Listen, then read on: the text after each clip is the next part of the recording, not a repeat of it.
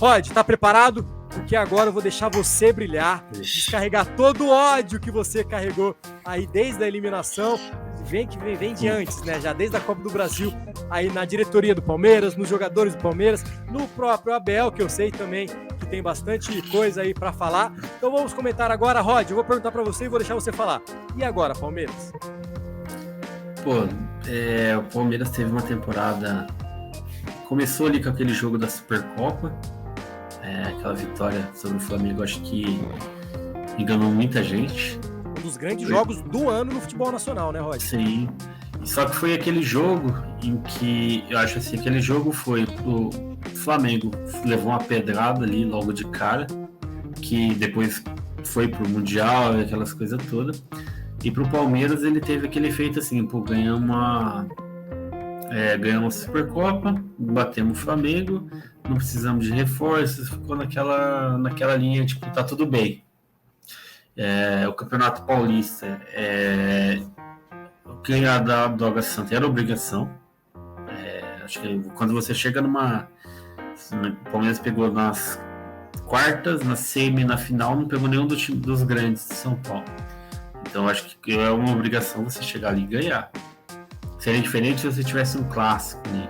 Também acho que do clássico você ainda fala, um jogo Paulo pegado e tal, mas quando você pega um Água Santa, com todo respeito ao Água Santa, você tem que ser campeão. Não pode dar mole. E aí foi depois que começou ali a Libertadores. A Palmeiras teve aquele jogo contra o Deportivo Pereira, em que o Palmeiras, aquela tática que o Abel tentou logo, né, com a lesão teve o Dudu ainda no primeiro jogo, o Mike fazendo ali junto com o Marcos Rocha e tal, o Palmeiras goleando, passando o trator. Depois no jogo de volta já foi um jogo assim lamentável. O Palmeiras não se reforçou de forma adequada, né? Perdeu o Danilo, perdeu o Scarpa, que eram dois jogadores que vinham sendo titulares. E hoje o Palmeiras não teve reposição. O Gabriel Menino não emplacou. Aí, assim, entra alguns erros do Abel, que aí eu entro assim, que é onde culminou nessa eliminação da Libertadores. Não só da Libertadores, mas já na Copa do Brasil, contra o São Paulo mesmo. Eu acho que já teve alguns erros ali, se manter o Rony titular, que totalmente improdutivo. Cara que só corre e fica tentando bicicleta que nem louco. Não faz gol, principalmente em jogo importante, né? É difícil ele fazer gol. Faz tempo já que ele não fez acho que em 2020, depois não fez mais. Em setembro o Palmeiras fez um mísero gol, foi do Breno Lopes, nos acréscimos, literalmente o último lance do jogo contra o Goiás. Poderoso Goiás no Allianz, lotado. Não me engano, foi um sábado à noite aí no jogo, ou foi numa sexta-noite, algo assim. Que foi o gol que o Breno Lopes saiu xingando a torcida, né? E não, tem que ficar, tem que tal. O Breno Lopes é um cara que a gente sabe que o Abel até uma gratidão por ele, pelo gol da Libertadores, mas no futebol a gente não pode viver de gratidão. Acho que o Breno Lopes não tem nível para jogar lá no Palmeiras. Tem que rodar ali. Acho que além da falta, né, de reforços, principalmente no confronto contra o Boca. A gente pegar ali o primeiro jogo, o Palmeiras teve uma chance com o Arthur, que a bola queimou no pé dele, dentro da área lá, que ele chutou para fora. Depois o Palmeiras ali mereceu perder aquele jogo, até merecia perder, porque o Palmeiras não jogou nada. O Boca perdeu alguns gols, acho que teve uma ou duas bolas na trave. E o Palmeiras veio para o jogo de volta, insistindo no erro. Todo mundo já alertou. Algumas entrevistas até do Abel foram até assim meio de soberba dele, né? De que ele é o treinador, que ele que escala e tudo mais, as convicções dele, mas era nítido que o Arthur na esquerda, o Rony centroavante e o Mike de ponta direita não funciona. O Marcos Rocha, que não marca ninguém, não marca nem consulta no médico. É óbvio que ele já estava tentando entregar. O Marcos Rocha parece que ele já ia entregar já faz tempo. Renovaram com ele, né, Rod? Renovou a pedido do Abel, né? Mais uma gratidão do Palmeiras. Acho que esse negócio de gratidão é complicado. E o pior de tudo daí você chega pro Boca, no primeiro tempo você joga daquele jeito, o Boca faz 1-0 do lado direito, né, do ataque da defesa do Palmeiras. O Gustavo Coloca Gomes dois também, laterais na direita e mesmo assim eles... mesmo assim, o Merentiel, que é um jogador que é do Palmeiras, emprestado pro Boca, faz a jogada, o Cavani faz o gol. Aí no segundo tempo entra o Kevin, entrou o Isaac, depois entrou ainda o Fabinho, se não me engano, o Luiz Guilherme. Mas você vê a melhora do Palmeiras. Como que é a melhora do Palmeiras com esses jogadores em campo? O próprio Boca, você via nos comentários da torcida do Boca, como eles estavam desesperados pro final do jogo, quando esses moleques entraram em campo. Aí eu acho assim muito fácil questionar o elenco quando você tem peças boas no banco de reserva, você não usa. Aí você vê times do nível de Chelsea e Bayern de Munique interessado nesses moleques. O Real Madrid já garantiu um e você deixa ele no banco. Deixa ele no banco com um atacante que não faz gol. Um atacante que corre, que tenta... Não, deixa ele no banco para um lateral improvisado, né, Rod? Um lateral improvisado, um atacante que não faz gol e um ponta que é ponta direita que você joga na esquerda para poder encaixar o bendito do atacante, né? Esse para mim é o erro. O Abel morreu na soberba dele ali. Ficou ali, não, vou fazer isso, vou fazer... O jogo seguinte contra o Santos, que aquela molecada aprontou. O Rony conseguiu, obviamente, tirar um gol do Kevin, né? Que ele teve que pular na bola lá para tirar o gol. Se ele não ficar se aparecendo na jogada, ele não tá satisfeito. Todo mundo sabia que aquele jogo não podia ir para os pênaltis. O jogo foi os pênaltis. Quando chegou na hora dos pênaltis, a surpresa foi o Everton pegar o primeiro, essa é a real. Depois, todos os outros pênaltis, o cara corria para bater, o Everton já tinha caído, era só o cara escolher o canto. O Romero, você vê que ele esperava até o final. O melhor batedor de pênalti do Palmeiras, o melhor pênalti cobrado foi o Kevin. O Piqueires bateu bem também, mas eu falo, o Kevin foi um cara que deslocou o goleiro. Então, assim, não adianta, não dava para falar que a molecada ia sentir. A molecada não vai jogar, porque... E eles foram os melhores em campo. Eles foram os principais jogadores, são os caras que criaram mais chance pro Palmeiras, né? Então eu acho assim, teve esse erro do Abel, teve, claro, um erro gigantesco da diretoria na questão do elenco, só que também tudo passa pelo técnico, né? Assim, questão de aval para renovar, igual renovou com o Marcos Rocha. Tiveram propostas do Luan e do Rony, ele não deixou nenhum dos dois sair também. Então, assim, para a próxima temporada, eu acho que agora é hora de você começar a ver quem quer ficar no Palmeiras também. A gente tem o Rafael Veiga, que faz tempo que está sumido. O Rafael Veiga, que nas últimas entrevistas sempre fala de ir para a Europa e tal. Mas talvez seja a hora mesmo de vender ele, aproveitar ele está na seleção, tudo, quem sabe, tinha uma proposta, talvez seja a hora de vender. O Gustavo Gomes, que recentemente teve uma proposta muito boa da Arábia, nesses últimos jogos também não tem feito boas partidas. Estou aqui criticando, nem falando que ele tem que sair, estou falando de você pensar se o jogador quer. A gente sabe que existem ciclos.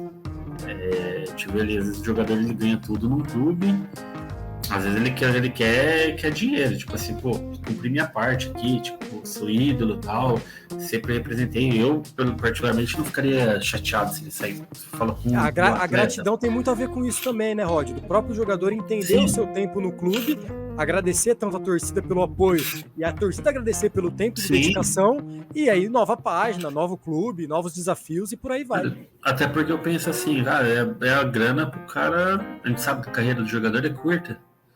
Se o Gustavo Gomes tiver uma proposta milionária, trilionária pra ir lá jogar, vai, cara. Você já honrou demais aqui. Foi super importante, tá marcado na história. Agora, tem outros jogadores que a gente já sabe que não tem condições de continuar. O Gabriel Menino mesmo foi uma decepção. Eu até colocava esperança nele. Eu comentei antes do primeiro jogo contra o Boca. Mas, nossa, muito abaixo, muito abaixo. O Richard Rios É meio peladeiro, sabe jogar e tal, mas às vezes ele tem aquele estilo meio peladeiro. Falta um pouco mais de tática, mas é algo que ainda dá para você aproveitar e tal. Agora o Rony, não, assim já não dá mais. O Flaco Lopes também tem um. Ele teve uma época que ele teve uma sequência, foi bem, quando o Rony se lesionou.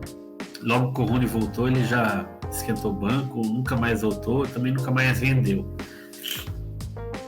Então, assim, talvez seja a hora também de já pensar em mudanças, né? Eu acho que o Palmeiras tem que começar a pensar em mudanças para o ano que vem. Agora, a renovação do Marcos Rocha já é uma triste notícia de que parece que vai continuar da mesma forma que tá. Acho que o Abel precisa, ou ele precisa pegar e falar, ó, vamos começar uma reformulação, ou ele vai querer morrer abraçado com os mesmos jogadores. A gente comentou do Flamengo, né? Que talvez a esperança do time do Flamengo agora com o Tite seja se organizarem melhor para essa reta final de Brasileiro, classificarem direto para a Libertadores e a reformulação, enxugar um pouco aí o elenco e novas contratações. Daria para dizer que talvez seja a mesma fórmula que o Palmeiras tem que assumir, aguentar firme essa reta final de Brasileiro, conquistar a vaga direta para a Libertadores, porque caso contrário seria um vexame ainda maior da temporada, e aí pensar numa grande reformulação, e reformulação não apenas trazer novos jogadores, pelo que eu estou entendendo, mas também falar obrigado pelo seu tempo aqui, vá em paz, dispensando alguns jogadores também em final de contrato. É isso, Roy? Seria isso no final de temporada?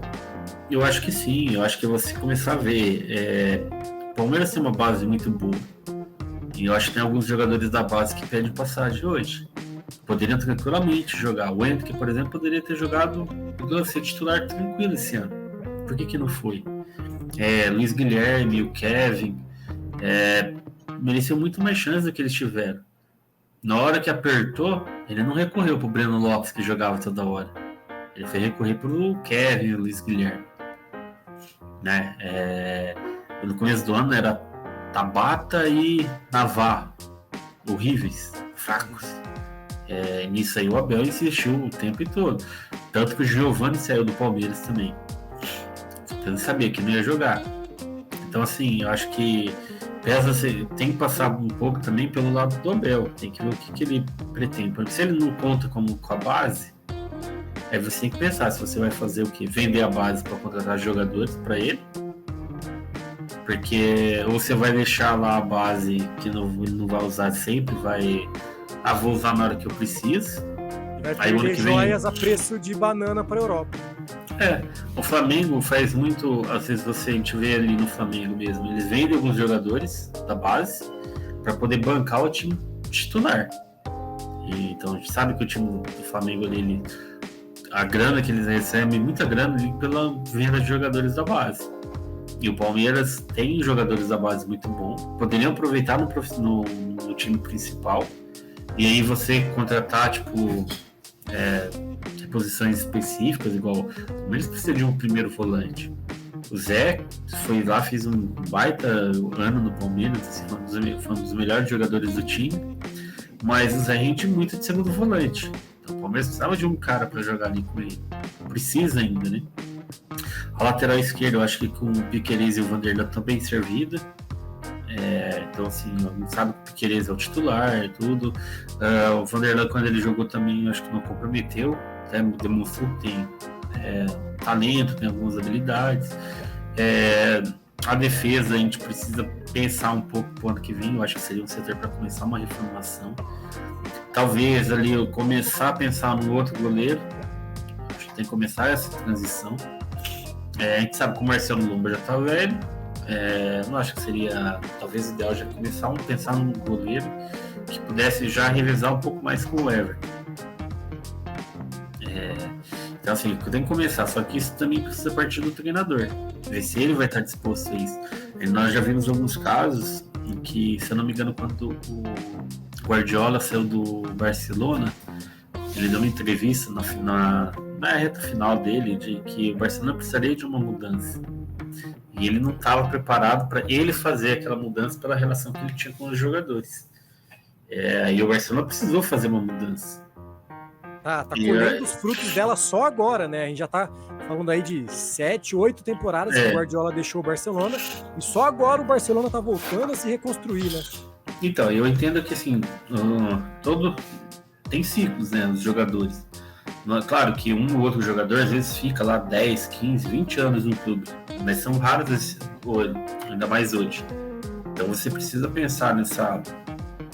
não tô falando que você vai pegar lá e vão mudar o time inteiro. Não, mas tem peças ali que talvez o ciclo deles já deu.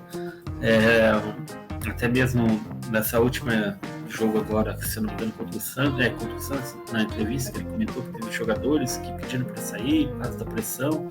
Mas, pô, se a gente pegar os últimos anos aí, o Palmeiras não foi um time que teve muita pressão da torcida. O Palmeiras não foi um time que ficou ali torcendo por fora de alguma coisa. É um time que venceu muito nos últimos anos. Então, acho que longe a gente tem uma pressão, né? Agora, se um jogador não tem a mínima condição de pegar qualquer tipo de pressãozinha, aí também já fica difícil. Mas eu acho que precisa começar o lateral direito, defesa, um primeiro volante, meia e atacante. Seria assim pelo menos 5 contratações ali para ser titular ali, ou pelo menos brigar pela titularidade. A lateral direita eu meio que já descarto, porque você já tem Mike e Marcos Rocha. Acho que dificilmente o Palmeiras iria gastar uma grana para trazer um outro lateral direito, terceiro lateral direito. Eu acho que um zagueiro seria necessário, ainda mais se o Luan sair ou o Gustavo Gomes. Eu acho que talvez é que eu falo assim, o Luan eu acho que eu já seria fim de ciclo. O Gustavo Gomes, igual eu falei, se tiver uma proposta muito boa por ele, é um reconhecimento para o próprio jogador. Não foi o que eu gostaria que saísse. Se tivesse como você cobrir a proposta do clube árabe, deixar ele aqui, ótimo. Eu acho que seria um reconhecimento pelo que ele fez. Senão teria que pensar já num substituto.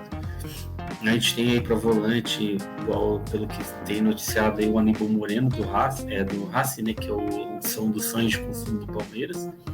Acho que seria uma excelente contratação, porque daí teria o primeiro volante e você tem o Zé Rafael. Aí o Zé Rafael jogando na posição dele. Acho que melhoraria muito, porque daí você tira o Gabriel Menino do time também, que tá meio apagado. Começaria a pensar já num meia. Apesar de hoje a gente ter o Luiz Guilherme ali, talvez uma saída do Veiga, você colocar mais um meia e ter o Luiz Guilherme junto, fazer aquela transição, porque ele já demonstrou que tem qualidade. O Kevin, nesse último jogo, já mostrou que ele tem qualidade para ser titular do Palmeiras. O Hendrick também tem condições de ser titular do Palmeiras. Então, seria a hora de você começar a pensar aí nessa utilização desses moleques. Não tô falando que eles vão te salvar o ano, mas eu tô começar a pensar numa utilização deles, porque eles são muito bons de bola. E aí, por isso que eu falo que aí passa pelo que o Abel quer. O Abel tem que chegar também e falar, os moleques eu não quero, não confio, não vou usar. Porque não adianta reclamar, eu não tenho elenco, mas eu tenho no banco Fabinho, Kevin, Luiz Guilherme, Hendrick, tipo assim, são jogadores que seriam titulares em diversos outros clubes e fariam diferença, inclusive. Imagina no São Paulo, você tem um Hendrick, um Kevin e um Luiz Guilherme no banco, por exemplo. Pô, seria...